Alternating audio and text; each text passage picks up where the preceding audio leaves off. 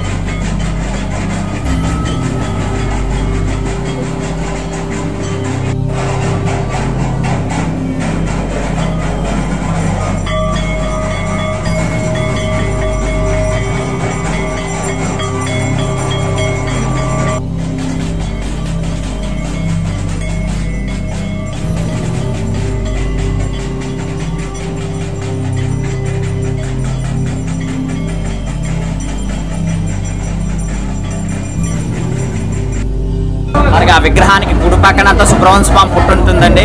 అక్కడ రోజు స్వామివారికి బేసంతో పాలు పెడితే రోజు సుబ్రహ్మణ్యేశ్వర స్వామి సర్పరూపేణ వచ్చి పెట్టిన పాలు అనేది తాగేసి వెళ్తారు. వచ్చిన భక్తులు కూడా అందరు కనిపిస్తారండి. ఉదయం నుంచి సాయంకాలం లోపల పలానా సమయం అంటూ ఉండదు. ఉదయం నుంచి సాయంకాలం లోపల గుళ్ళో కానీ గుడి ప్రాంగణంలో కానీ స్వామివారు రోజు ఇక్కడ సర్పరూపేణ వచ్చి దర్శనమిస్తుంటారు. సుబ్రహ్మణ్య స్వామి ఏంటంటే మనం చాలా చోట్ల చూసే ఉంటాం. వల్లి దేవసేన సుబ్రహ్మణ్య స్వామి ఉంటారు, అంటే వివాహం అయిపోయినని ఉంటారు. ఇక్కడ స్వామికి వివాహం కాలేదు కాబట్టి ఈయన బాల సుబ్రహ్మణ్య స్వామి అండి. మనకి తమిళనాడు ఫల్ని తర్వాత ఇది మనకి కుమారక్షేత్రం.